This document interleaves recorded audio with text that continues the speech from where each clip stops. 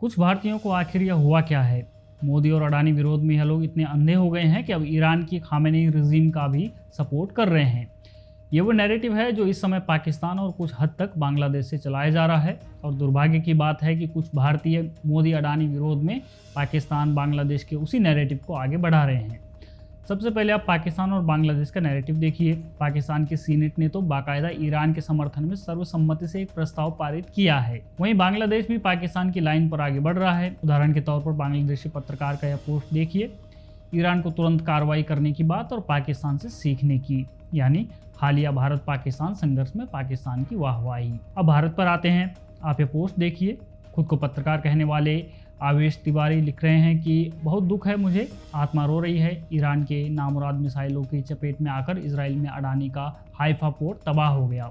भक्त भाइयों के लिए अपार संकट की घड़ी है। इस पोर्ट पर ही इजराइल के 30% आयात निर्भर थे। बगल में मौजूद ऑयल रिफाइनरी भी ईरान ने तबाह कर दी। सब धुआं धुआं है, अल्लाह बख्शीश दे।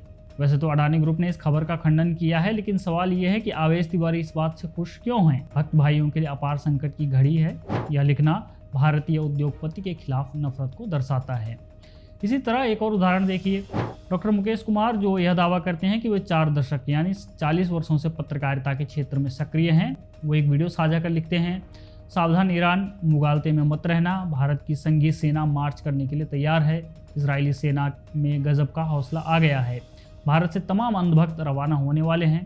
पाकिस्तान को धूल चटाने के बाद अब वे ईरान को मटियामेट कर देंगे।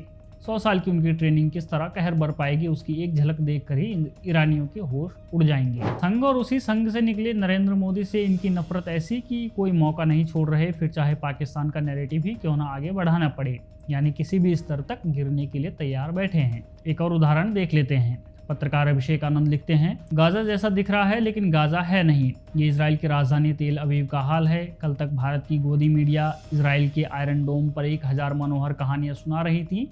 आज वो सब आयरन डोम सारा का सारा एयर डिफेंस नाकाम हो चुका है। अब इन महाशय की इन बातों से समझ नहीं आ रहा है कि तेल अवीव के हाल से ये इतना खुश क्यों हो रहे हैं और फिर भारतीय मीडिया को लपेट क्यों रहे हैं। लेफ्ट कांग्रेस इकोसिस्टम के कुछ और उदाहरण देखने हो तो मिश्रा अमरीश नामक एक अकाउंट देखिए जो ईरान में मोसाद ट्रक के जब्त होने पर खुशी जता रहे हैं। हालांकि हम इस बात की पुष्टि नहीं कर रहे हैं। इसी तरह आप गुरप्रीत गैरीवालिया जो खुद को पत्रकार कहते हैं, उनके पोस्ट देखिए। ईरान की तरफदारी करते थक नहीं रहे हैं। अश्विनी सोनी नामक इस अकाउंट को भी देख लीजिए। इजराइल को नेतन्याहू ले डूबा, ईरान का विकराल रूप, पड़ी लकड़ी और न जाने क्या क्या। ऐसे एक नहीं, 2 नहीं बल्कि कई उदाहरण आपको सोशल मीडिया पर दिखेंगे जब ईरान इजराइल पर हमले कर रहा है और चंद भारतीय उसमें भी लेफ्ट कांग्रेस इकोसिस्टम के हिंदू मोदी और अडानी विरोध के चलते अपने ही देशवासियों के खिलाफ बैटिंग कर रहे हैं।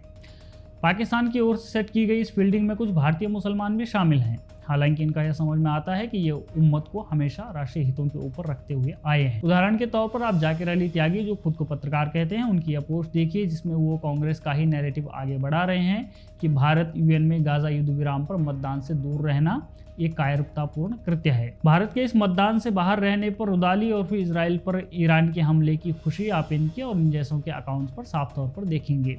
हैरानी की बात तो यह है कि ईरान के लोग खुद अपनी इस्लामिक रिजीम के खिलाफ हैं, उनकी बर्बरता के खिलाफ हैं। उदाहरण के तौर पर आप यह पोस्ट देखिए। पैट्रिक बेट डेविड जो खुद ईरानी हैं, वो यह कहते हैं कि वास्तविकता यह है कि ईरान हमेशा से मध्य पूर्व में अराजकता का मूल कारण रहा है, इजराइल नहीं। यही पैट्रिक एक वीडियो शेयर करते हैं कि 1979 की इस्लामिक क्रांति से पहले ईरान एक अलग देश था, लेकिन मुल्लाओं ने ईरान को नष्ट कर दिया। अब यह एक जेल है। ईरान में मौजूदा शासन के लिए कोई सहानुभूति नहीं। हिजाब पहनने के नाम पर ईरान में हत्या की जाती है। महसा अमीनी के साथ क्या हुआ और फिर प्रदर्शन किस लेवल तक पहुंचे, यह बात किसी से छुपी हुई नहीं है और यह संकेत है इस बात का कि ईरानी किस कदर अपनी सरकार से परेशान हैं। लेकिन भारत में बैठे चंद मजहबी जैसे आरफा, राना अयूब, सवा नकवी, कविश अजीज जैसे लोग उसी इस्लामिक रिजीम की पैरोकारी कर रहे हैं। और यह सब क्योंकि इसलिए कि इन्हें मोदी का विरोध करना है, इन्हें अडानी का विरोध करना है और इन्हें दक्षिणपंथियों का विरोध करना है।